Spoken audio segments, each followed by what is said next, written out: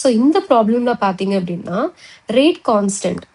So rate constants கொடுத்துருக்காங்களா? கொடுத்துருக்காங்க. 500 கெல்வினுக்கும் 700 கெல்வினுக்கும் அதோட ரேட் கான்ஸ்டன்ஸ் வேல்யூ வந்து 0.04 per second, 0.14 per second respectively. Then activation energy of the reaction is. So லாகோட 3.5 value இதுதான் அப்படின்னு சொல்லியிருக்காங்க. ஸோ லாக் பார்ட்ல ஒரு ஃப்ராக்ஷன் வரும் இல்லையா, அந்த ஃப்ராக்ஷனோட வேல்யூ தான் இது. எல்லாம் நல்லா ஞாபகம் வச்சுக்கோங்க. இது ஆரோட வேல்யூ அவங்க கொடுத்துருக்க வேல்யூ தான் நம்ம யூஸ் பண்ணணும்.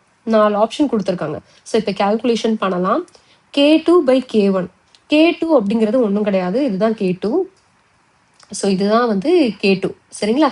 இதுதான் K1, ஏன்னா இது வந்து T1, இது வந்து T2 சரிங்களா. ஸோ K2 இருக்க வேண்டிய இடத்துல என்ன போடுங்க, 0.14 0.0/0.04.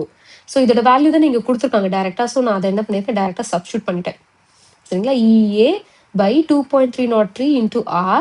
இங்கே வந்து T2 minus T1 by T1 into T2ன்னு சொல்லிட்டு உங்களுக்கு கிடைக்கும். ஆரோட வேல்யூ சப்ஸ்டியூட் பண்ணிக்கோங்க. டெம்பரேச்சரோட வேல்யூ சப்ஸ்டியூட் பண்ணிக்கோங்க. 700 minus 500. ஸோ எல்லாமே சால்வ் பண்ணுங்க. இந்த வேல்யூ கொடுத்துருக்க வேல்யூ யூட்டிலைஸ் பண்ணி எல்லாமே மல்டிப்ளை பண்ணுங்க, சால்வ் பண்ணுங்க. நீங்கள் சிம்பிளிஃபை பண்ணிட்டீங்கன்னா உங்களுக்கு என்ன கிடைக்கும் அப்படின்னா இந்த வேல்யூ கிடைக்கும். ஸோ 18,222.7. ஸோ இதுக்கு க்ளோசஸ்டாக எது இருக்குன்னு பாருங்க. ஏன்னா எல்லாமே வந்து 18,000 தான் இருக்கு, 1800 தான் இருக்கு, சாரி 18,000 தான் இருக்கு. ஸோ இந்த இதில் வந்து எது மேட்ச் ஆகுது அப்படிங்கிறத நம்ம பார்க்கணும். நீங்கள் பாருங்க 222 இருக்கு, இங்கே வந்து 219 இருக்கு. பட் இங்கெல்லாம் பார்த்தீங்க அப்படின்னா 231 இருக்கு. ஸோ ரொம்ப அதிகம், இது ரொம்ப கம்மி, இது ரொம்ப அதிகம், இதுவும் அதிகம். ஸோ அப்போ க்ளோசஸ்ட் வேல்யூன்னு பார்த்தீங்கன்னா இந்த வேல்யூ தான் க்ளோசஸ்ட்.